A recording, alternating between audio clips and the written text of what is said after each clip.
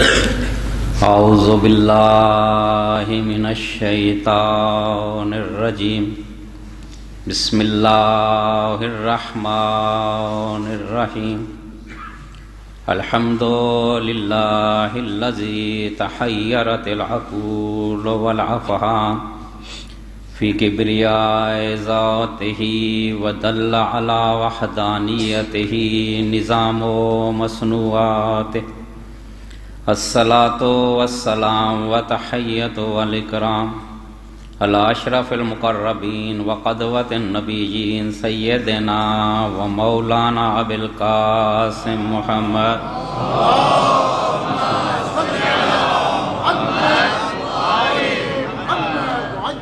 وعلی اہل بیتہ الطیبین الطاہرین المعصومین الذین ھداۃ الدین وائمۃ المؤمنین ولعنۃ اللہ علی اعدائہم اجمعین من یومنا ھذا الی یوم الدین اما بعد فقد قال اللہ الحکیم فی قرآن الکریم بسم اللہ الرحمن الرحیم انما ولیکم اللہ ورسولہ والذین آمنوا الذین یقیمون الصلاة ویؤتون الزکاة وهم راکعون۔ درود بھیجیں۔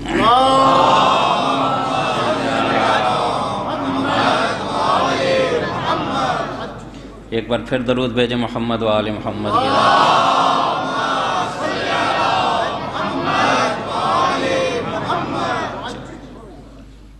آج ہماری اس آیت کے سلسلے کے آخری مجلس ہے، تو جو خلاصہ تھا ہم اس آیت کا آج بیان کریں گے، اور جو نتیجہ ہے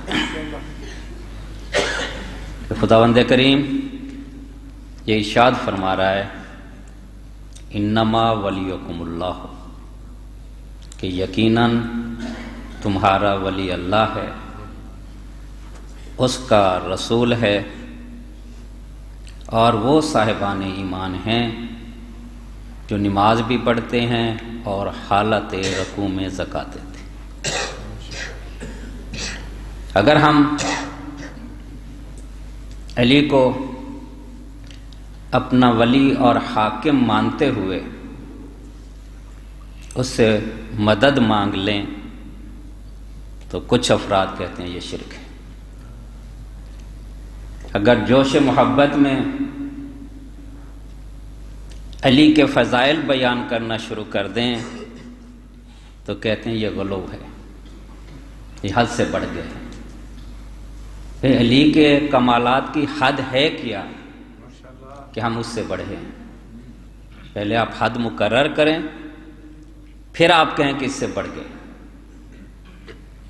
لیکن اللہ کی تدبیریں انسان کی تدبیر سے زیادہ مضبوط ہوتی ہیں۔ یعنی وہی لوگ جو یہ کہتے ہیں کہ مدد مانگنا شرک کے زمرے میں آتا ہے، زیادہ محبت کا اظہار کرنا غلو کہلاتا ہے، وہی فتویٰ دینے والے مجبور ہو جاتے ہیں کہ علی سے محبت کرنی واجب ہے اور مدد بھی مانگی جا سکتی ہے۔ امام فخر الدین رازی، تفسیر کبیر ہے ان کی، اصل نام مفاتیح الجنان ہے اس کا، مفاتیح الغیب ہے، لیکن جو کہ بہت بڑی تفسیر ہے اس لیے اس کو تفسیر کبیر کہا جاتا ہے۔ بہت پڑھے لکھے آدمی ہیں، اتنا زیادہ علم ہے ان کے پاس کہ وہ ان کو اپنا امام کہتے ہیں، امام فخر الدین رازی۔ یعنی اس کے علم کا یہ اندازہ لگائیں، ہمارے استاد ایت اللہ العظمیٰ آغا ہادی معرفت کہا کرتے تھے کہ مجھے کبھی شک پڑ جاتا ہے کہ شیعہ ہے یا کوئی اور ہے۔ یعنی اتنا علم غیر شیعہ کے پاس کیسے آ گیا؟ یعنی آپ اس سے سمجھے یہ کتنا بڑا عالم ہے۔ اس آیت کی تفسیر میں جو کہتے ہیں نا کہ خداوند کریم تدبیر کیا کرتا ہے کہ دشمن کے منہ سے بھی نکل آتی ہے بات، کیونکہ خدا نے اپنے دین کو محفوظ رکھنا ہے۔ تو جب اس آیت کی تفسیر کرتے ہیں تو اس میں یہ لکھتے ہیں کہ شیعہ حضرات، وہ شیعہ نہیں لفظ بولتے، وہ رافضی کہتے ہیں۔ رافضی کا معنی ہوتا ہے چھوڑ دینا، کیونکہ ہم نے کچھ افراد کو چھوڑ دیا اس لیے ہمیں رافضی کہتے ہیں۔ تو کہتے ہیں رافضی اس سے یہ کہتے ہیں کہ یہ آیت علی کی امامت کی دلیل ہے، کہتے ہیں اس میں کوئی شک نہیں ہے کہ یہ آیت علی کی شان میں آئی ہے، تسلیم کرتے ہیں۔ کہتے ہیں شیعہ یہ استدلال کرتے ہیں کہ یہ آیت دلیل امامت امیر المومنین ہے۔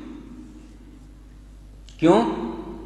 کیونکہ لفظ انما استعمال ہوا ہے، اور انما وہاں استعمال ہوتا ہے جہاں شک کی گنجائش نہ ہو۔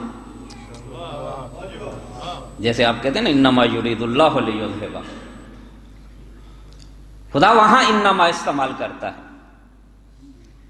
تو خدا جب یہ کہہ رہا ہے کہ انما ولیکم اللہ، کہ تمہارا ولی اللہ ہے،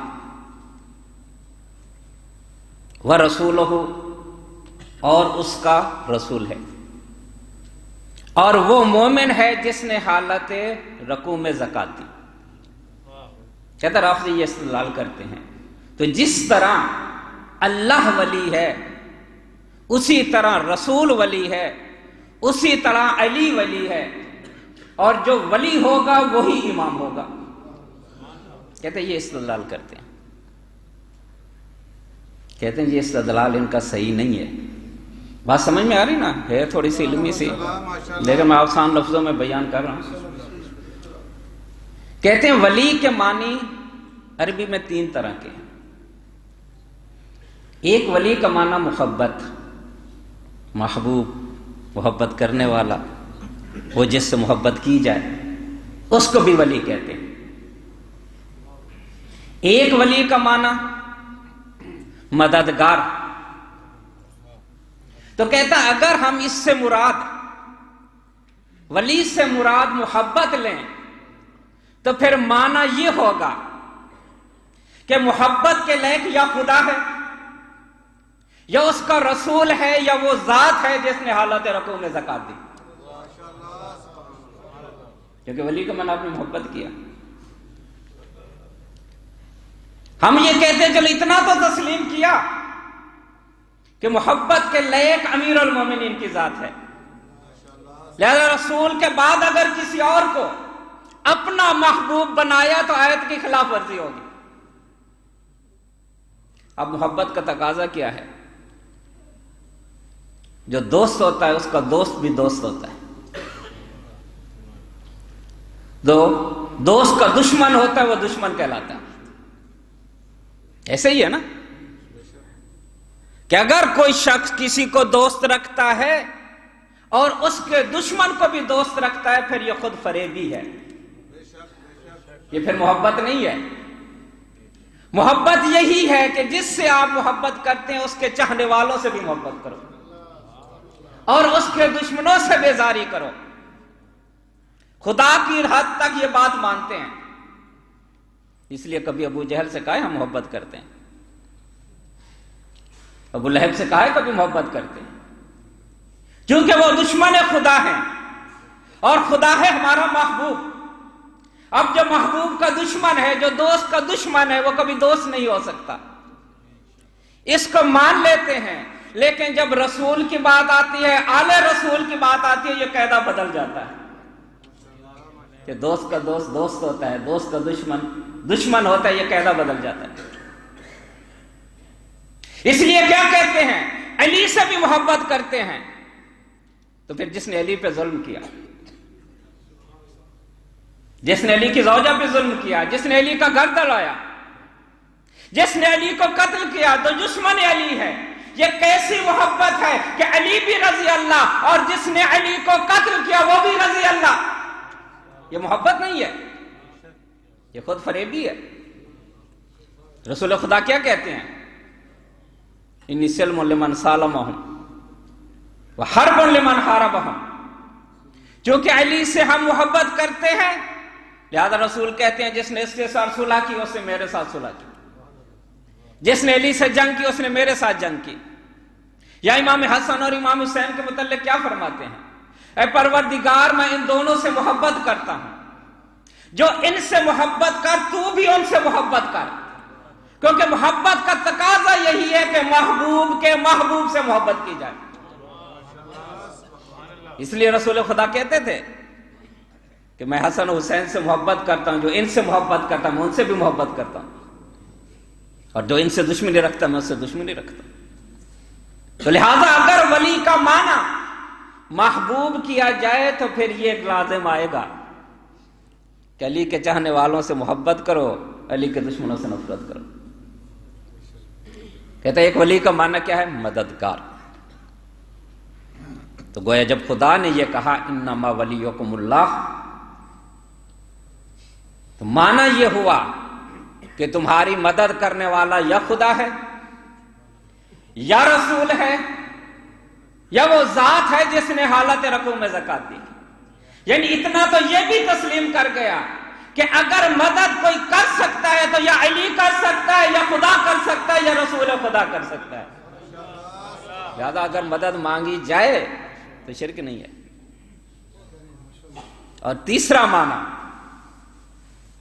دیکھیں منہ سے کیسے نکلتی ہے بات، کہتا ولی کا تیسرا معنی حاکم اور سرپرست کے ہیں۔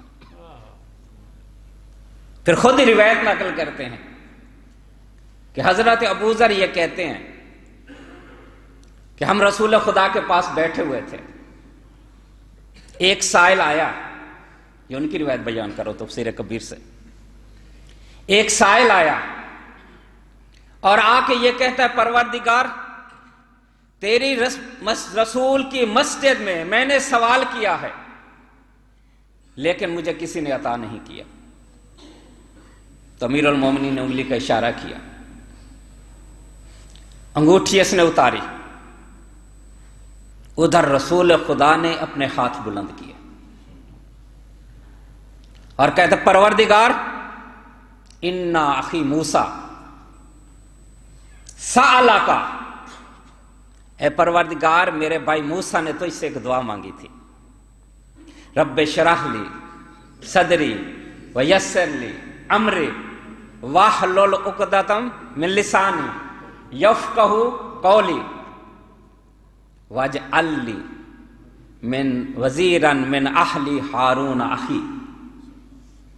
اے پروردگار میرے سینے کو کھول دے، میری زبان کے تاثیر پیدا کر تاکہ یہ لوگ میری بات سمجھ سکیں، وَاجْعَلْ لِي مِنْ أَهْلِ وَزِيرًا مِنْ أَهْلِي، اور میرا ایک وزیر قرار دے۔ کہاں سے؟ من اہلی، میرے اہل بیت سے ہو، یعنی جو میرا وزیر بنے وہ میرے اہل بیت سے ہو۔ پھر ساتھ نام بھی بتایا، ہارون اخی، وہ میرا بھائی ہو اور ہارون ہو، اور یہ کرے کیا؟ یعنی آگے پڑھیں آپ، وَشْرِكْهُ فِي أَمْرِي وَاشْدُدْ بِهِ ظَهْرِي، یعنی یہ جو میرا بھائی ہو یہ میری طاقت ہو، جب بھی مشکل پڑے تو یہ میرے پشت پناہ ہو اور میرے امر میں یہ شریک ہو۔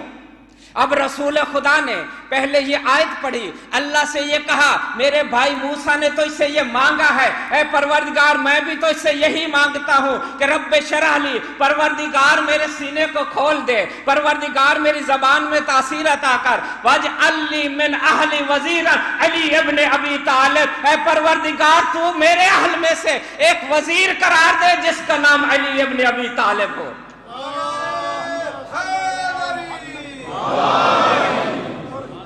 وہی بات، وہ وزیر کیا کرے گا؟ رسول کی یہ دعا قبول ہوئی یا نہیں؟ وہ وزیر کیا کرے گا؟ وَاشْدُدْ بِهِ ظَهْرِي، جو میرا پشت پناہ ہوگا، جو میری طاقت ہوگا۔ اب جہاں بھی طاقت کا مظاہرہ کرنا تھا رسول خدا نے کس کو آگے کیا؟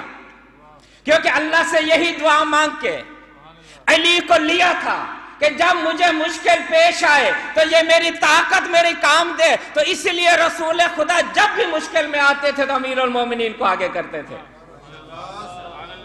واشرک فی امری، اور وہ میرے امر میں میرا شریک ہو۔ رسول کا امر کیا تھا؟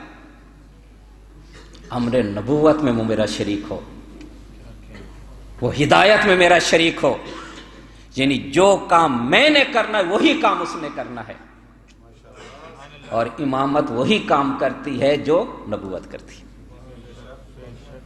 تو یہ خود انہوں نے لکھا کہ اس آیت سے یعنی اللہ سے رسول خدا نے مانگ کے لیا ہے اپنا ولی، تو اس سے امامت ثابت ہوتی ہے، خود ہی کہتے ہیں۔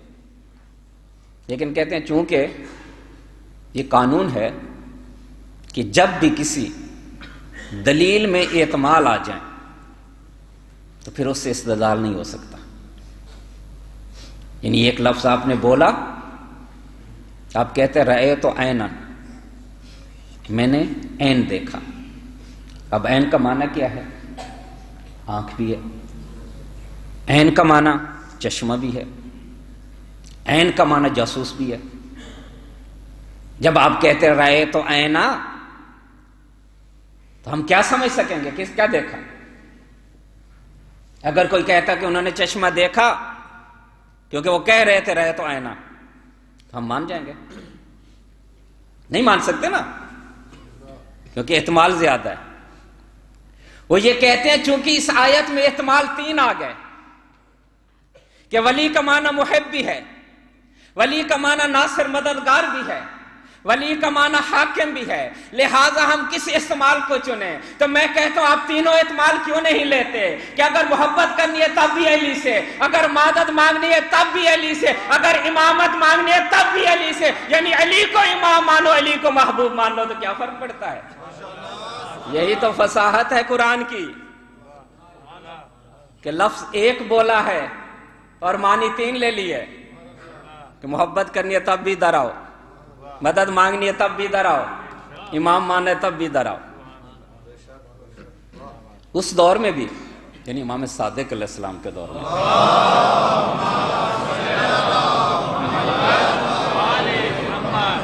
آج بھی یہ اشکال ہوتا ہے کہ اگر ولایت علی اتنی اہم تھی تو سیدھا سادہ خدا نام لے لیتا تاکہ جھگڑا ہی ختم ہو جاتا،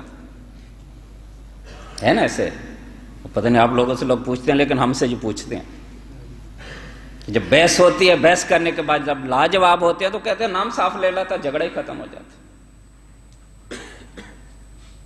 اللہ حکیم ہے، اللہ عالم ہے، اس کو پتہ ہے کیا ہونا ہے۔ میرے رسول نے مہدی کا نام لیا تھا کہ میرے بعد مہدی ہوگا جس کی حکومت ساری کائنات پہ ہو جائے گی، تو کتنے لوگوں نے اپنا نام مہدی رکھ لیا؟ تاریخ پڑھیں، بہت سے حاکم گزرے ہیں اور کہتے یہ وہی مہدی ہے جس کی رسول بشارت دے کے گئے تھے۔ تو اللہ کا اگر علی نام لکھ دیتا وہاں قرآن میں تو کتنے علی پیدا ہو جاتے اور یہ دعویٰ کرتے کہ وہ علی ہم ہیں جس کے بارے میں یہ آیت آئی ہے۔ تو اللہ نے اسی لیے نام نہیں لکھا، صفات بیان کی کہ جس میں یہ صفت ہوگی وہی ہوگا۔ یہی سوال امام صادق علیہ السلام سے کیا گیا۔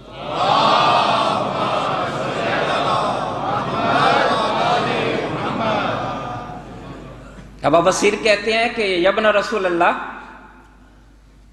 ہم سے لوگ یہی سوال کرتے ہیں کہ اللہ نے نام کیوں نہیں لیا؟ تو امام علیہ السلام نے کہا جا کے ان سے یہ پوچھو، اللہ نے نماز کا حکم دیا ہے، اقیموا الصلاۃ، نماز پڑھو۔ کتنی رکعت پڑھنی ہے؟ 4 رکعت، 2 رکعت، 3 رکعت؟ یہ قرآن میں نہیں ہے۔ اللہ حکم دیا نماز کا، 4 رکعت پڑھنی ہے، 3 رکعت پڑھنی ہے، 2 رکعت پڑھنی ہے، ظہر کی نماز ایسا پڑھنی ہے، عشاء کی نماز بلند پڑھنی ہے، پہلے حمد پڑھنا ہے پھر سورہ پڑھنا ہے۔ یہ کس نے بتایا؟ کہ اللہ حکم دیتا ہے، تشریع رسول خدا کرتے ہیں، اللہ نے کہا زکوٰۃ واجب ہے، رسول خدا نے کہا 40 میں سے 1 درہم ہے، اتنی بکریوں میں سے اتنی بکری ہے، اتنے اونٹوں میں سے اتنے اونٹ ہے، اللہ نے کہا حج واجب ہے، رسول نے بتایا 7 طواف واجب ہے، اللہ نے کہا ولایت واجب ہے، انما ولیکم الرسول اللہ ورسولہ، اور اللہ کے رسول نے خم غدیر پہ کھڑے ہو کے کہا من کنت مولا ہو فہذا علی مولا۔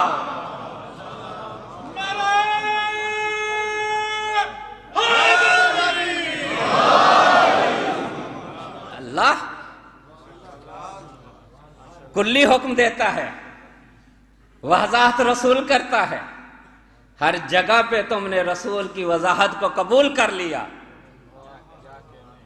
کسی نے کہا یہ رسول اللہ آپ 4 رکعت کیوں کہہ رہے ہیں، قرآن میں تو نہیں ہے، یہ مغرب کی 3 رکعت کیوں کہہ رہے ہیں؟ وہاں سب نے مان لیا، لیکن جب ولایت کی بات ہوئی تو پھر اکڑ گئے کہ یہ کیسے ہو گیا، قرآن میں کیوں نہیں ہے، قرآن میں ہونا چاہیے۔ آج پھر تذکرہ میں کرنا چاہتا ہوں اس ذات کا کہ جس کے بارے میں امیر المومنین، جن کی ولایت ہم ثابت کرتے آ رہے، کہتے ہیں وا شوقاہ الی رؤیتہ، وا شوقاہ الی رؤیت اصحابہ، میرا کتنا دل کرتا ہے میں اسے دیکھوں، میرا دل تڑپتا ہے اس کے ساتھیوں کو دیکھنے کے لیے۔ کس کے لیے تڑپتا ہے علی کا دل؟ امام زمانہ کے لیے۔ جب بھی یعنی امام زمانہ ایسی ذات ہیں صلی اللہ علیہ وسلم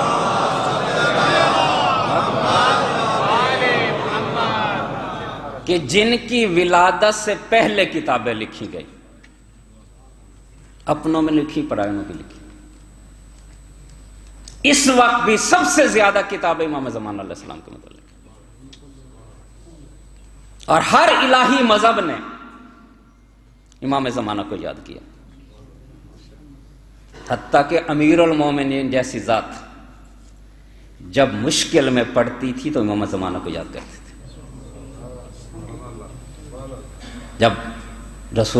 جب حضرت فاطمہ کی شہادت ہوتی ہے اور امام حسن اور امام حسین مسجد میں جا کے امیر المومنین کو اطلاع دیتے ہیں، علی جیسا بہادر انسان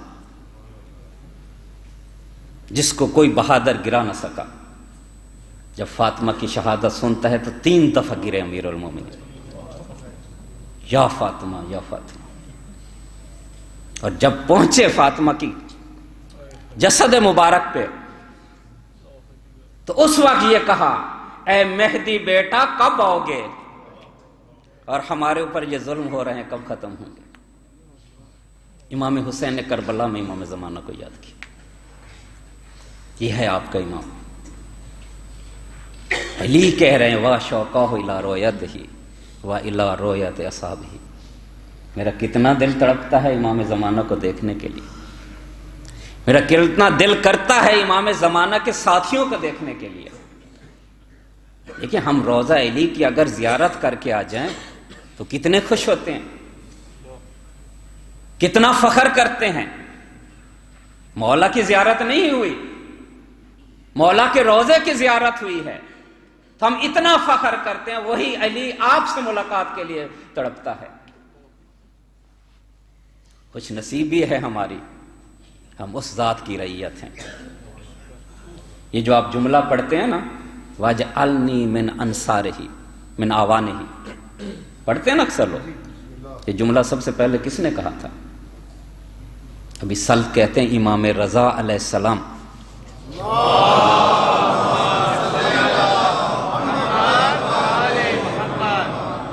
جب نماز میں دعائے قنوت پڑھتے تھے اس وقت یہ جملہ کہا کرتے تھے، پروردگار مجھے اس کے آوان میں سے قرار دے۔ وہیں سے یہ جملہ چلا ہے۔ اور یہ جو آپ ہاتھ رکھ کے سر پہ اٹھتے ہیں، امام زمانہ کا جب بھی نام آتا ہے، ہم نے محی الدین کو دیکھا اٹھ کھڑے ہوتے ہیں۔ یہ بھی جب دیب الخزائی نے امام کے سامنے یہ اپنا مشہور قصیدہ پڑھا تھا، کہ لا محالہ خروج ہو، کہ اس امام کا خروج ہو کے رہے گا. تو امام رضا علیہ السلام اٹھ کھڑے ہوا کہتے بے ابی انت و امی، میرے ماں باپ آپ پہ قربان ہوں. یہ ہے امام زمانہ. لیکن اس کا ساتھی بننا کوئی آسان ہے؟ ہم اپنی طرف سے تو کہتے ہیں ہم امام کے ساتھی ہیں، اس کے ساتھیوں کو بڑا مقام ہے. اگر اس کا ساتھی بننا ہے تو اس جیسا کردار اپنانا ہوگا، اگر نہ ساتھی نہیں بن سکو گے. اور امام صادق علیہ السلام نے یہ پیشین گوئی کی تھی.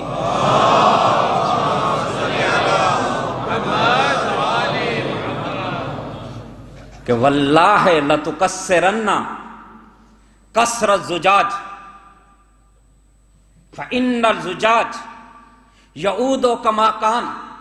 خدا کی قسم تم ٹوٹو گے، ایسے ٹوٹو گے جیسے شیشہ ٹوٹتا ہے، لیکن شیشہ ٹوٹنے کے بعد پھر جڑ سکتا ہے. واللہ لتکسرن کا کسر الفخار، خدا کی قسم تم ٹوٹو گے، ایسے ٹوٹو گے جیسے اینٹ ٹوٹتی ہے. لیکن اگر اینٹ ٹوٹ جائے تو پھر جڑتی نہیں ہے، پھر وہ اپنی اصل شکل میں نہیں آ سکتی. تو گویا امام یہ کہنا چاہتے ہیں کہ اس امام زمانہ کے جو ساتھی ہیں وہ اس سے الگ بھی ہوں گے، پھر اس کے ساتھ مل بھی آئیں گے. دیکھیں وہ پاکیزہ ذات ہے، گناہ نجاست ہے. جب انسان گناہ کرتا ہے تو پاکیزگی سے دور ہو جاتا ہے، امام سے دور ہو جاتا ہے. پھر جب وہ توبہ کرتا ہے تو پھر پلٹ کے امام کے ساتھ آ جاتا ہے. لیکن کچھ لوگ ایسے ٹوٹیں گے کہ اتنے گناہ کرتے جائیں گے کہ توبہ کی توفیق سلب ہو جائے گی. امام کہتے ہیں یہ ایسے امام سے دور ہو جائیں گے جیسے اینٹ ٹوٹتی ہے. تو یاد رکھو اگر ٹوٹو بھی تو شیشے کی طرح ٹوٹنا، اینٹ کی طرح نہ ٹوٹنا. گناہ نہ کرنا. اگر گناہ ہو بھی جائے تو توبہ استغفار کرنا. دیکھو گناہ نجاست ہے، یہ غیبت نجاست ہے. مومن کی غیبت اگر کوئی کرے گا عبادت قبول نہیں. جانتے مومن کا کیا مقام ہے؟ امام موسیٰ کاظم علیہ السلام فرماتے ہیں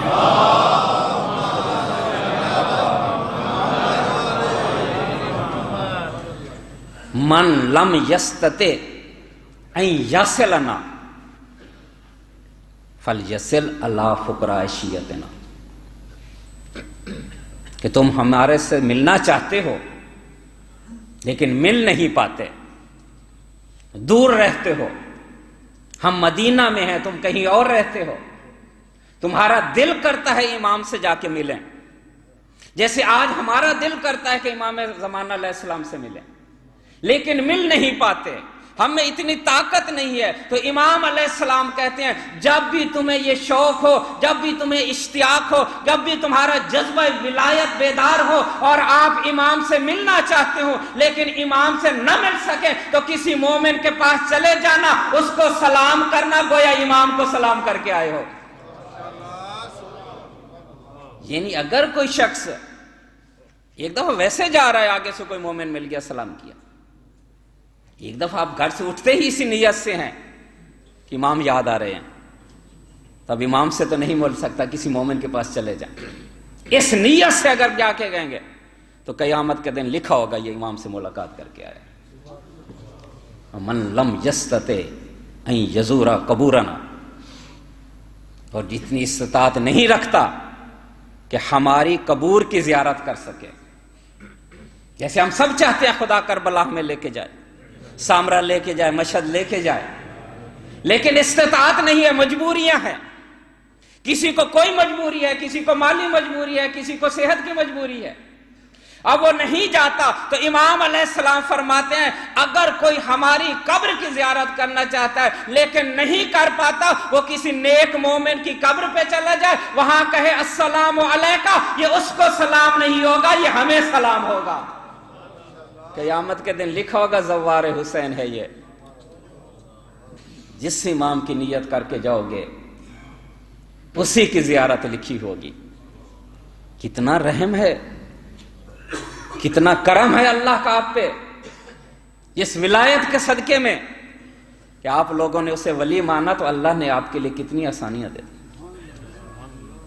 یہاں بیٹھے بیٹھے آپ نے زیارت امام حسین کر لی. تو مومن کا احترام کیا کریں, اس کی غیبت نہ کیا کریں, اس کو گالی نہ دیں. یہ غیبت جو کرتے ہیں نا ہم اکثر, اور اس کو سمجھتے ہی نہیں ہے گناہ, یعنی کسی کی برائی کرنا جو اس میں موجود ہے, یہ غیبت ہے. یہ اسی طرح ہے جیسے اپنے مردہ بھائی کا گوشت کھانا. سورہ حجرات کی آیت ہے, فَلَا يَغْتَبْ بَعْضُكُمْ بَعْضًا أَيُحِبُّ أَحَدُكُمْ أَن يَأْكُلَ لَحْمَ أَخِيهِ مَيْتًا. خبردار کوئی کسی کی غیبت نہ کرے. اگر تم میں سے کوئی ہے ایسا جو یہ پسند کرتا ہو اپنے مردہ بھائی کا گوشت کھائے, فَكَرِهْتُمُوهُ, تو یقیناً تم اسے پسند نہیں کرو گے, تو پھر غیبت نہیں کرو. غیبت کرنے والا ایسا ہی ہے جیسے اس کا بھائی اس کے سامنے مرا پڑا ہو اور وہ اس کا گوشت کھا رہا.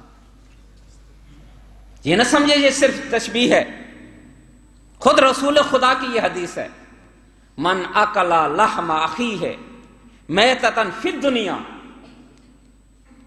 قرب الیہ یوم القیامہ فیقال لہ کل کما اکلت حیا. کہ جو شخص کسی کی غیبت کرے گا قیامت کے سامنے وہی مردہ اس کے سامنے لایا جائے گا اور اسے کہا جائے گا جس طرح دنیا میں اس کا گوشت کھایا تھا اب بھی کھا کے. یہ نہیں کہ صرف دھمکی ہوگی, اسے کھانا پڑے گا, لیکن پسند نہیں کر رہا ہوگا مجبوراً کھانا پڑے گا. اس سے اجتناب کریں, اعمال بھی ضائع ہو جاتے ہیں. ان اغتاب المسلم, جو شخص کسی کی غیبت کرتا ہے 40 دن تک نہ نماز قبول نہ روزہ قبول. اعمال جو نیک کیے ہیں پہلے وہ بھی ختم ہو جاتے ہیں. قیامت کے دن نامہ اعمال دیا جائے گا, وہ شخص دیکھے گا میں نے تو اتنی نمازیں پڑھی تھی, اتنے حج کیے تھے, اتنے روزے رکھے تھے, کوئی لکھا ہوا نہیں ہے, کہاں گئے؟ وہ کہے گا پروردگار یہ نامہ اعمال میرا نہیں ہے. خداوند کریم کی آواز آئے گی, ان ربک لا ینس ولا یضل, تیرا رب بھولنے والا نہیں ہے, تیرے رب کی آنکھوں سے کوئی چیز مشتبہ نہیں ہے. پروردگارا وہ جو میں نے نیکیاں کی تھی وہ کہاں گئی؟ کہا جس کی غیبت کی تھی اس کی طرف یہ تیری نیکیاں چلی گئی. ہم عمل کرتا کتنے ہیں, کتنی نمازیں پڑھتے ہیں, کتنے روزے رکھتے ہیں, کتنی نیکیاں کرتے ہیں, پھر اس طرح ایک چھوٹے سے کام کے لیے اپنی ساری نیکیاں ضائع کر دیتے. کوشش کیا کریں, ان چھوٹا گناہ نہ سمجھے اس کو, بہت بڑا گناہ ہے. اعمال بھی ضائع ہو جاتے ہیں اور قیامت میں عذاب بھی سخت ہے. خداوند کریم ہمیں اس سے محفوظ رکھے اور ہمیں غیبت کرنے والوں میں سے شمار نہ کرے. البتہ ایک شرعی مسئلہ ہے کہ بعض اوقات غیبت کرنی واجب ہو جاتی ہے.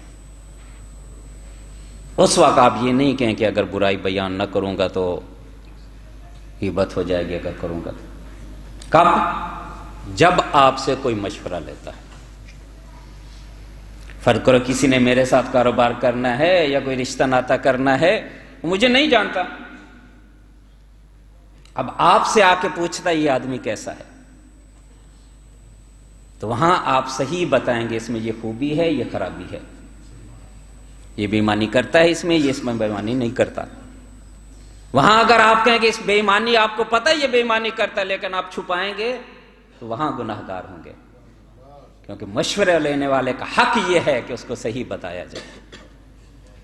اسی طرح اگر آپ سمجھتے ہیں کہ یہ شخص جو ہمارے محلے میں آیا ہے, یہ جو گھرانہ ہمارے محلے میں آیا ہے, ان کا کردار صحیح نہیں ہے,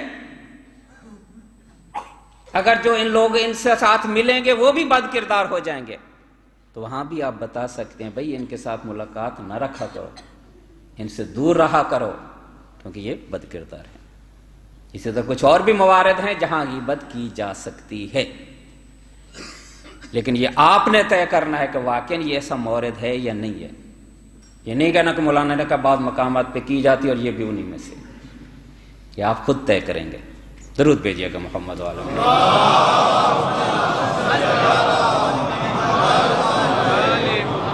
تو ہم سب جو امام زمانہ کی رعیت ہیں ہم محبوب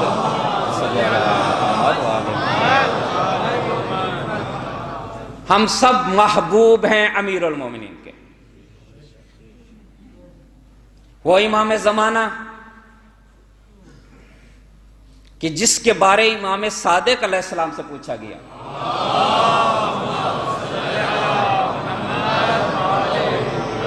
امام کے بہت سے لقب ہیں. ایک امام زمانہ ہے، ایک لقب بقیت اللہ ہے، ایک باب اللہ ہے. ہر لقب پہ مجلس پڑھی جا سکتی ہے. میں صرف امام کے اسی لقب پہ مجلس پڑھوں گا کہ آپ کو امام زمانہ کیوں کہا جاتا ہے. کسی امام کو امام زمانہ نہیں کہا گیا. احادیث میں جہاں بھی صاحب الامر آیا ہے اس سے مراد ہمارے امام ہیں. امام صادق علیہ السلام سے کسی نے پوچھا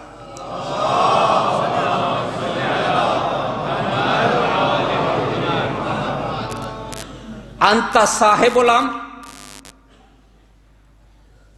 کیا آپ امام زمانہ ہیں؟ تو کہا اس وقت میں تمہارا امام ضرور ہوں.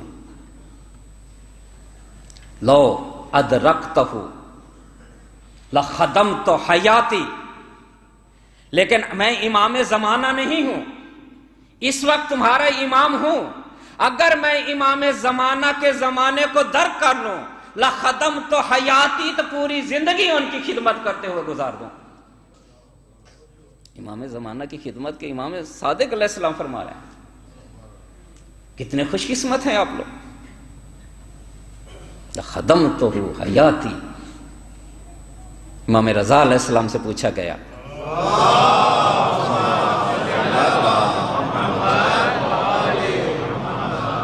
بس سال کہتے ہیں آپ امام زمانہ ہیں.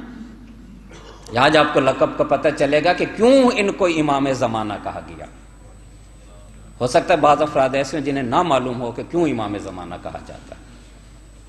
ان لوگوں کے لیے یہ بات بیان کرنا چاہتا ہوں. ہو سکتا ہے کچھ لوگوں کو پتہ بھی ہو. تو امام علیہ السلام سے جب پوچھا گیا کہ آپ امام زمانہ ہیں تو امام علیہ السلام نے کہا کیف اکون الا ما ترى من ضعف بدنی. اے ابا سلط، میں امام زمانہ کیسے ہو سکتا ہوں جب کہ تو میرے بدن کا ضعف دیکھ رہا ہے. میں ایسا ایسا بوڑھا ہو رہا ہوں. جبکہ امام زمانہ وہ ہے الذی اذا خرج کان فی سن الشیوخ و منظر الشباب. لیکن امام زمانہ وہ ہے کہ جب خروج کریں گے اس کی عمر تو بوڑھوں سے بھی زیادہ ہوگی لیکن دیکھنے میں جوان نظر آئے گا.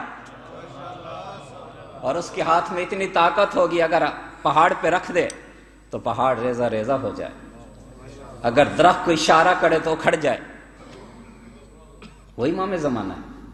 یعنی امام نے کیا وجہ بتائی کہ امام زمانہ بوڑھا نہیں ہوتا جبکہ تو دیکھ رہا ہے کہ میں آہستہ آہستہ بڑھاپے کی طرف جا رہا ہوں. پھر امام نے آگے بتایا ان الشمس والقمر یجددان کل شیء، کہ شمس و قمر ہر شے کو بسیدہ کر دیتے ہیں.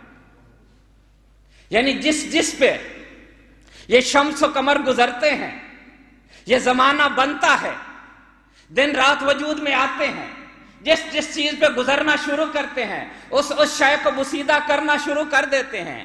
یعنی جب سورج گزرتا ہے، جب چاند گزرتا ہے، وہ زمانہ بنتا ہے اور انسان ایسا ایسا بوڑھا ہو جاتا ہے. یہ ہے امام زمانہ. یعنی زمانہ پیچھے رہ جاتا ہے، یہ آگے ہوتا ہے. اس پہ زمانہ گزرتا نہیں، اس لیے یہ بوڑھا نہیں ہوتا. جب آئے گا تب بھی جوان ہوگا، جب اس دنیا سے جائے گا تب بھی جوان ہوگا.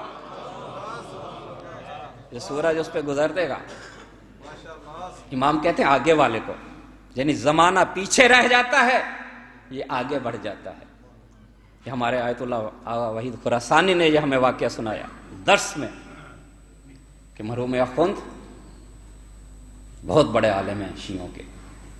ان کی کتاب کفایت اصول جب تک نہ کوئی پڑھے مجتہد نہیں بن سکتا. یہ کہتے ہیں کہ میں اور میرا بھائی نجف کی طرف چلے. ہماری والدہ بیمار تھی اور ہمیں پتہ تھا وہاں ایک شخص آتا ہے جو علم رمل کا ماہر ہے اور وہ حالات بتا دیتا ہے جو بھی اس سے پوچھو. تو ہم گئے نجف میں. وہ شخص آیا, روضہ امیر المومنین کی زیارت کی, بیٹھا, لوگ اپنے مسائلوں سے پوچھتے رہے. جب لوگ چلے گئے تو ہم دونوں بھائی قریب گئے. ہم نے اس کا امتحان لیتے ہوئے پوچھا ہم کس لیے آئے؟ کہا تمہاری والدہ بیمار ہے, تم یہی پوچھنے آئے ہو کہ وہ زندہ رہے گی یا نہیں. تو تمہاری والدہ زندہ نہیں رہے گی, 3-4 دن بعد فوت ہو جائے گی. اب مرحوم اخوند کہتے ہیں میں نے ذہن میں ایک چیز سوچی. میں نے اس سے پوچھا کہ میں نے کیا سوچا ہے؟ کہتے اس نے تسبیح کا دانہ پھینکا, اس کا چہرہ متغیر ہوا. اس نے پھر دوسرا دانہ پھینکا تو پھر اس کا چہرہ متغیر ہوا. تیسری دفعہ جب کہا جس کے بارے میں تو سوچ رہا ہے ابھی میں نے اس کو یہاں دیکھا, میں ابھی اس کی طرف متوجہ تھا کہ میں نے اس کو کوفہ کی طرف دیکھا, ابھی میں ادھر متوجہ ہونے لگا وہ مجھے مکہ میں نظر آیا, ابھی میں ادھر دیکھنے لگا وہ مجھے مدینہ میں نظر آیا, ابھی میں ادھر متوجہ ہوا تو میں نے کیا دیکھا, وہ ایک جگہ پہ کھڑا ہے, سورج اور چاند اس کے گرد طواف کر رہے ہیں. کیا تو امام زمانہ کے متعلق تو نہیں سوچ رہا کہ جس کے دل سورج اور چاند طواف کریں؟ اللہ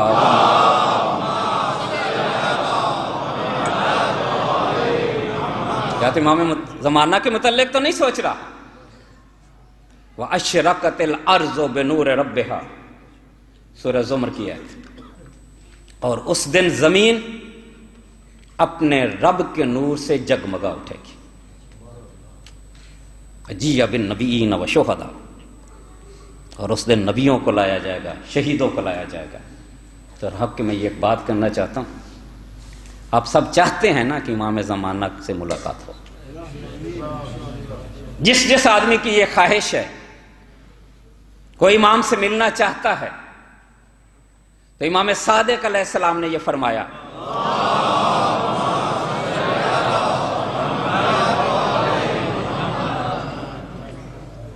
کہ وہ 40 دن صبح کی نماز کے بعد دعائے عہد پڑھا کرے. یہ دعائے عہد امام زمانہ کے متعلق ہے. اگر وہ شخص امام کے ظہور سے پہلے مر گیا تو جب امام زمانہ آئیں گے تو اس کو اٹھایا جائے گا محتضراً بکفنی, یعنی وہ اپنی کفن کو پھاڑتے ہوئے اٹھ کھڑا ہوگا, کہے گا لبیک یا صاحب الزمان. 40 دن مفاتیح الجنان میں جو دعا موجود ہے. تو ہم جب یہ چاہتے ہیں کہ جب وہ آئیں تو ہم ان کے ساتھ رہیں. وَأَشْرَقَتِ الْأَرْضُ بِنُورِ رَبِّهَا بعض لوگوں نے کہا یہ قیامت کی بات ہو رہی ہے, لیکن قیامت کی بات نہیں ہو رہی. قیامت کے دن سب لوگوں کو اٹھایا جائے گا, یہ صرف نبیوں کو, جبکہ یہاں بات ہو رہی جی اب النبیین وشہداء کہ جب وہ آئے زمین اپنے رب کے نور سے جگمگائے گی تو نبیوں کو بلایا جائے گا, شہیدوں کو بلایا جائے گا. وَقُضِيَ بَيْنَهُمْ بِالْحَقِّ اور ان کے درمیان حق سے فیصلہ ہوگا. کیا قیامت میں صرف نبیوں کے درمیان فیصلہ ہونا یا انسانوں کے سب کے درمیان؟ اس لیے امام صادق علیہ السلام فرماتے ہیں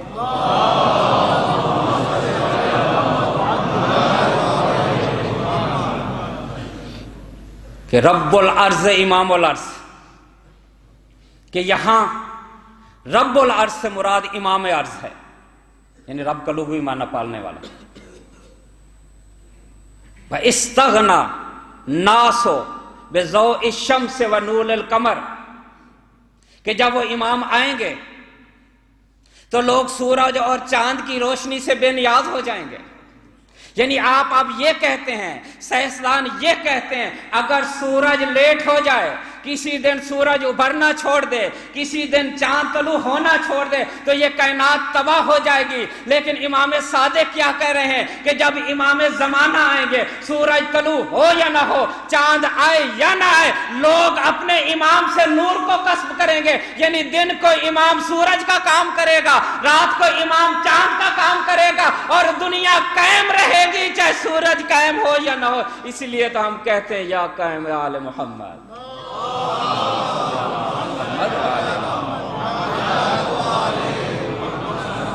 سلام آپ کیا پڑھتے ہیں؟ ہمارا سلام ہو اس ذات پہ الذی ببقائہ بقیت الدنیا وبیمنہ رزق الورا وبوجودہ ثبت الارض والسماء۔ ہمارا سلام ہو اس پہ جس کی وجہ سے یہ کائنات قائم ہے، ہمارا سلام ہو اس پہ کہ جس کی وجہ سے دنیا کو رزق مل رہا ہے، ہمارا سلام ہو اس پہ جس کی وجہ سے زمین و آسمان اپنی جگہ پہ قائم ہے۔ تو یہ ہے آپ کا امام۔ کتنے خوش قسمت ہیں ہم کہ ہم اس کی رعیت ہیں۔ امام کی خدمت کیا کریں، امام کے نام پہ دیا کریں، جو آپ دیں گے امام کے نام پہ، جو صدقہ خیرات کریں گے، ہر روز کچھ نہ کچھ دیا کریں کہ یہ امام کی صحت و سلامتی کے لیے ہے، یہ امام کے تعجیل ظہور کے لیے ہے۔ تو یہ جو آپ یہاں بیٹھے ہیں، یہاں بھی آپ دے کے امام کی خدمت کر سکتے ہیں۔ یہ جو مجلس برپا ہوتی ہے، یہ عزاداری ہوتی ہے، ظاہر اس میں پیسے کی بھی ضرورت پڑتی ہے کہ والنٹیئر انشاءاللہ آپ سے لیں گے۔ جو بھی توفیق ہو سکتی ہے امام کے نام پہ آج دیں۔ ہو سکتا ہے کسی آدمی کا خدا یہ صدقہ قبول کر لے ہے اور اس کی وجہ سے امام زمانہ کا ظہور جلدی ہو جائے۔ محمد وآل محمد صلوات۔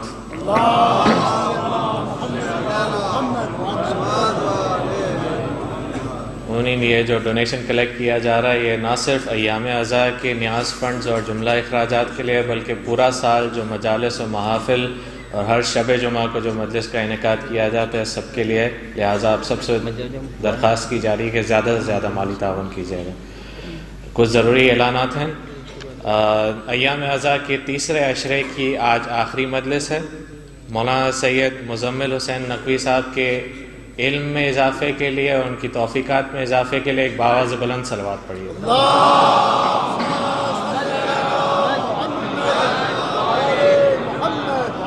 کل بروز جمعہ 13 نومبر سے ماہ سفر کا پہلا عشرہ اور ایام عزا کے چوتھے عشرے کا آغاز ہوگا، جس سے مولانا سید علی رضا رضوی صاحب خطاب فرمائیں گے۔ پروگرام ٹھیک 8:15 بجے حدیث قصہ سے شروع ہوا کرے گا۔ 8:25 پہ سوز و سلام اور ٹھیک 8:40 پہ مولانا صاحب زیر منبر ہوں گے۔ آپ تمام مومنین و مومنات سے پابندی وقت کے ساتھ شرکت کی گزارش ہے۔ ایک سورہ فاتحہ اور نماز وحشت کی التماس ہے۔ مرحومہ ہنا فاطمہ بنت سید زین العابدین، مرحومہ بی بی ہاجرہ۔ اس کے علاوہ آج کی نیاز برادر عاشق حسین حسن علی کی جانب سے ہے۔ ان کے مرحومین کے لیے، تمام حاضرین کے مرحومین کے لیے، شہداء اسلام، مرحوم علماء، مجتہدین اور ان کے لیے جن کے لیے کوئی سورہ فاتحہ پڑھنے والا نہیں ہے، سورۃ المبارکۃ الفاتحہ۔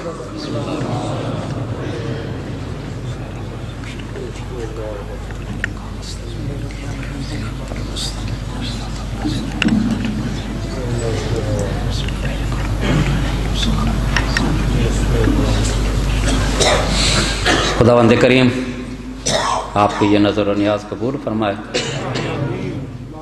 اور خداوند کریم اسی کی بنا پہ جو ہم نے ہدیہ کیا ہے امام زمانہ کو، ان کے تاج ظہور میں تاجیل فرمائے اور ہمیں ان کے انصار و امان سے۔ بہت عظیم امام ہے آپ کا، وارث انبیاء ہے۔ بس ساری مجلس چھوڑ کے جب امام زمانہ تشریف لائیں گے، چلیے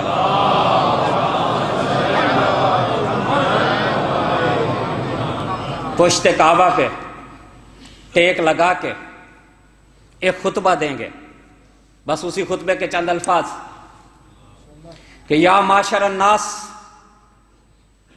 من ارادہ ان ینظر آدم و ولد و شیت، یا ایھا الناس من ارادہ ان ینظر نوح و ولدہ سام، یا ایھا الناس من ارادہ ان ینصر ابراہیم و اسماعیل، یا معاشر الناس من ارادہ ان ینظر موسیٰ و وصیہ، یا ایھا الناس من ارادہ ان ینظر عیسیٰ، یا ایھا الناس من ارادہ محمد و علی ابن ابی طالب، یا ایھا الناس من ارادہ الحسن والحسین. یعنی سارے گنتے گنتے، اے لوگوں جس نے آدم کو دیکھنا ہے، اے لوگوں جس نے آدم کے وصی کو دیکھنا ہے، اے لوگوں جس نے نوح کو دیکھنا ہے، اے لوگوں جس نے نوح کے وصی کو دیکھنا ہے، اے لوگوں جس نے ابراہیم کو دیکھنا ہے، اسماعیل کو دیکھنا ہے، موسیٰ کو دیکھنا ہے،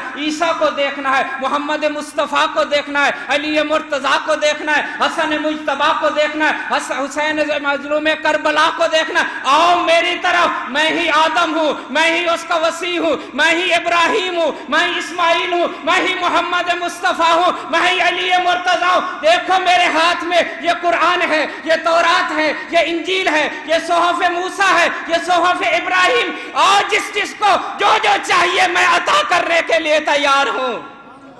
اس لیے ہم کہتے ہیں اللہ اکبر، اللہ اکبر، یا رسول اللہ، یا رسول اللہ.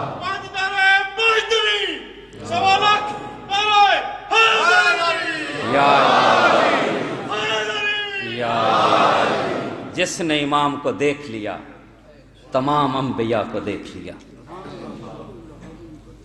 یہ ہے آپ کا امام. کتنے خوش نصیب ہیں. خدا کرے ہم بھی اس وقت موجود ہوں. وَجِیَّ بِالنَّبِیِّینَ وَالشُّہَدَاء. جب وہ آئے گا نبیوں کو اٹھایا جائے گا، شہیدوں کو اٹھایا جائے گا. کیوں اٹھایا جائے گا؟ تاکہ یہ امام ان کے درمیان حق کے ساتھ فیصلہ کرے. رسول اللہ حضرت نوح کہیں گے اے امام زمانہ ان سے پوچھ مجھے پتھر کیوں مارتے تھے. امیر المومنین کہیں بیٹا پوچھ ان سے میرے گرے میں رسی کیوں ڈالی گئی. رسول خدا کہیں گے بیٹا پوچھ ان سے میری بیٹی کو تماچے کیوں مارے گئے. اے بیٹا پوچھ ان سے کربلا میں ہمارے گھرانے کو کیوں لوٹا گیا. رویا کرو، آنسو بہایا کرو. مسیب کا رہنے والا ایک شخص زیارت امیر المومنین کے لیے جایا کرتا تھا. راستے میں ایک ناسبی کا گھر تھا، اس کو پتا تھا یہ علی کی زیارت کے لیے جاتا ہے، تو اس کو کبھی شرک کہتا تھا، کبھی بت پرست کہتا تھا. یہ چپ کر کے گزر جاتا تھا.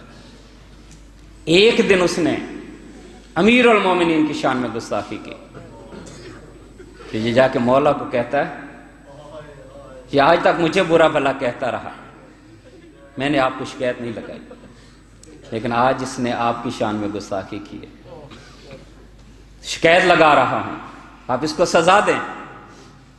رات کو یہ شخص سویا، امیر المومنین اس خواب میں نظر آئے. اس نے پھر وہی بات کی تو امیر المومنین کہتے ہیں اس کا ایک حق ہے مجھ پہ جس کی وجہ سے میں اس کو سزا نہیں دے سکتا. مولا وہ آپ کا دشمن ہے، اس کا کیا حق ہے؟ کہ یہی شخص ایک دفعہ یہاں فرات کے کنارے سے گزر رہا تھا، اس کو پیاس محسوس ہوئی، اس نے پانی پیا. پانی پینے کے بعد اس کے ذہن میں یہ خیال آیا کہ اگر حسین کو ایک قطرہ پانی دے دیتے تو اس کا چھوٹا بچہ تو زندہ رہ جاتا. بس یہ خیال آنا تھا اس کے ذہن میں. اس کے 2 آنسو گرے، یہ میرے حسین پہ رویا ہے، میں کیسے اس کو سزا دوں. یا آپ نہ چاہیں آپ کے آنسو ضائع ہوں گے. بی بی اپنے دامن میں ان کو بھر لیتی ہے. یا آپ زینب کی چادر پہ روتے ہیں تو بی بی اپنے رومال میں اکٹھے کر لیتی ہے. کتنے ظلم ہوئے. ہندا کی کنیز یہ کہتی ہے کہ کچھ قیدی آئے ہیں اور ہندا ان کے کیا ہے تماشا دیکھ کے آئے, زندان میں ہیں. ہندا نے بہترین لباس پہنا, زیورات سے خود کو آراستہ کیا اور زندان میں کرسی لگا دی گئی. جب ہندا وہاں پہنچی تو جناب ام کلثوم بی بی زینب سے یہ کہتی ہیں, بہن یہ وہی ہندا نہیں ہے جو ہماری کنیز ہوا کرتی تھی, آج وہ کرسی پہ بیٹھی ہے, ہم نیچے بیٹھے ہیں. تو ہندا یہ کہتی ہے من ای بلد انتم, ایک قیدیو تم کس علاقے کے ہو, کہاں کے رہنے والے ہو؟ تو بی بی نے کہا من المدینہ, ہم مدینہ کے رہنے والے ہیں. بھئی یہ سننا تھا. ہندا کرسی سے نیچے اتر آئی. بی بی نے پوچھا کیوں اتری ہے؟ کہا آپ نے کہا مدینہ, میں مدینہ کے احترام میں اتری ہوں. تو کیوں مدینہ کا احترام کرتی ہے؟ کہا میرا مولا علی رہتا ہے, اس کا بیٹا ایک حسین ہے جس کی وجہ سے مجھے شفا ملی تھی. تو مدینے کے رہنے والی ہے, کیا تو علی کو جانتی ہے؟ کیا تو حسین کو جانتی ہے؟ تو حسین کی بہن زینب کو جانتی ہے؟ بس جب یہ کہنا تھا, بی بی نے کہا اگر تو حسین کے متعلق پوچھنا چاہتی ہے, حسین کو کربلا میں چھوڑ کے آئی ہوں, سردار الہمارا پہ لٹکا ہے. اگر عباس کا پوچھنا چاہتی ہے تو وہ فرات کے کنارے پڑا ہے. اگر زینب کے متعلق پوچھنا چاہتی ہے تو میں ہی زینب ہوں. بھائی یہ سننا تھا. روایت کہتی ہے ہندا نے اپنی چادر اتار کے پھینک دی, جوتے اتار کے پھینک دیے اور روتی ہوئی دربار کی طرف چلی اور یزید سے کہتی ہے ملعون تو کس کو قیدی بنا کے لایا ہے؟ جب اس نے دیکھا کہ ننگے سر آئی ہے, کہتا ہندا میری غیرت گوارا نہیں کرتی. یہ اٹھا اپنی عبا اس کے سر پہ رکھی اور نے کہا ملعون رسول زادیاں نامحرموں کے مجمع میں پھراتا رہا, اس وقت تیری غیرت کہاں گئی؟ بس عزادارو یہی وجوہات تھی کہ جن کی وجہ سے یہ مجبور ہو گیا کہ قیدیوں کو رہا کر دے. اس نے غلام بھیجا. بس آپ کی ذہن تمام کرنے والا ہوں کہ جاؤ قیدی کو بلا کے لاؤ. یہ گیا, امام سجاد کو بلایا گیا.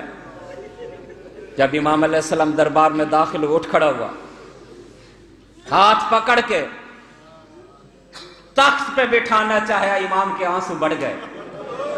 کہا ملعون میرے زخموں پہ نمک نہ چھیڑ کر, یہ وہی تخت ہے نا جہاں میرے بابا کا سر رکھا گیا تھا. کہ سجاد میں نے تیرے بابا کو قتل نہیں کیا, ابن زیاد نے قتل کیا ہے, لیکن کیونکہ میری حکومت تھی میں خون بہا دینا چاہتا ہوں. جانتے امام نے کیا کہا؟ اگر خون بہا دینا چاہتا ہے تو میں کون ہوں لینے والا؟ خون بہا دینا چاہتا ہے اس کو دے جس نے زبان چوس چوس کے اس کو پالا تھا. اگر خون بہانا دے دینا چاہتا ہے تو فاطمہ تو زہرا کو دے جس نے چکیاں پیس کے پالا تھا. کہ میں تم کو رہا کرنا چاہتا ہوں. کہ اس کا فیصلہ میری پھوپھی کریں گے. بس عزادارو امام زندان میں واپس آئے. کہ پھوپھی اماں ہمیں رہا کیا جا رہا ہے. تو بی بی نے کہا ہماری کچھ شرطیں ہیں, ہمیں ایک مکان دیا جائے جہاں ہم اپنے مظلومین کو گریہ کر سکیں, اور جو خواتین پرسہ دینے آئے انہیں روکا نہ جائے. دیکھو بی بی کتنا ترستی ہے کہ کوئی تو میرے مظلوم بھائی پہ رونے والا ہو. پہلی شرط ہی یہی رکھی کہ جو ہمیں پرسہ دینے آئے اسے روکنا نہیں. اور جو لوٹا ہوا مال ہے وہ واپس کیا جائے، اور ہمارے شہداء کے سر واپس کیا جائے۔ بس عزادارو، ایک مکان دیا گیا، مجلس ختم ہو گئی، پرسہ دینے والے آئے،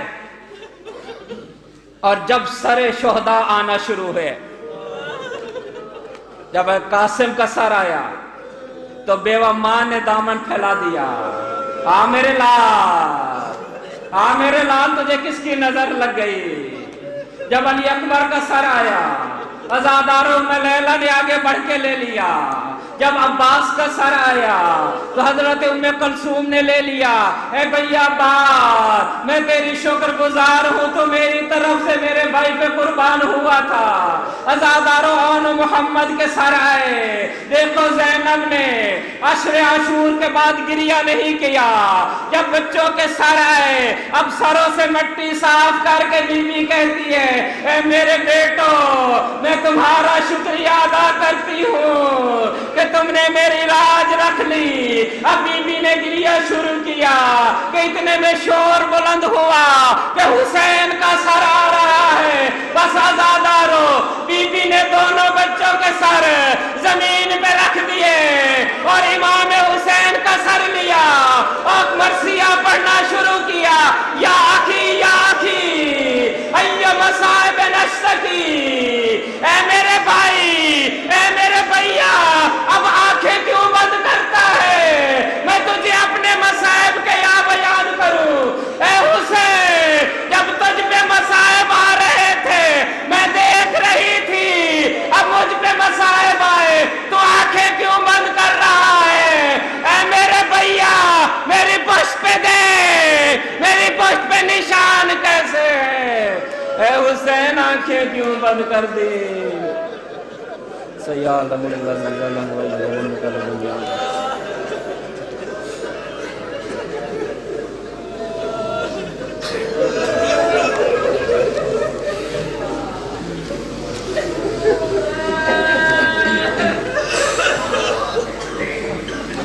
پروردگارہ، ہماری اس عبادت کو قبول فرما۔ یا اللہ محمد و آل محمد کا واسطہ مومنین جہاں کہیں بھی ہیں ان کی جان مال عزت آبرو کی حفاظت فرما۔ یا اللہ محمد و آل محمد کا واسطہ جو مومنین مریض ہیں ان کی شفا کاملہ عطا فرما۔ یا اللہ محمد و آل محمد کا واسطہ جو مومنین بے اولاد ہیں ان کو اولاد نرینہ عطا فرما۔ یا اللہ چہاردہ معصومین کا واسطہ ہمارے گناہوں سے درگزر فرما، ہمارے والدین کے گناہوں سے درگزر فرما، ہمارے مرحومین کو اہل علم میں جگہ عطا فرما۔ پروردگارہ، ان کی حفاظت فرما جو اس عزاداری کا اہتمام کرتے ہیں۔ ہم سب شکریہ ادا کرتے ہیں حکومت شارجہ کا، شارجہ پولیس کا اور تمام حکومتی اداروں کا، اوقاف جعفریہ شارجہ کا، کہ ان کی وجہ سے ہمارا یہ سلسلہ آگے بڑھ رہا ہے۔ خداوند کریم ان کی توفیقات میں بھی اضافہ فرمائے اور ہمیں بھی خدمت امام کرنے کی توفیق عطا فرمائے، امام زمانہ کے ظہور میں تاجیل ہو اور ہم ان کے انصار و عوان میں سے قرار دے۔ الہی بحق محمد و آل محمد، پروردگارہ ہماری ان دعاؤں کو مستجاب فرما۔ میں آپ سب لوگوں کا شکریہ ادا کرتا ہوں کہ آپ لوگوں نے مجھے سنا۔ اگر میری کوئی بات کسی آدمی کو دل پہ گراں گزری ہو تو وہ معاف کر دے گا انشاءاللہ۔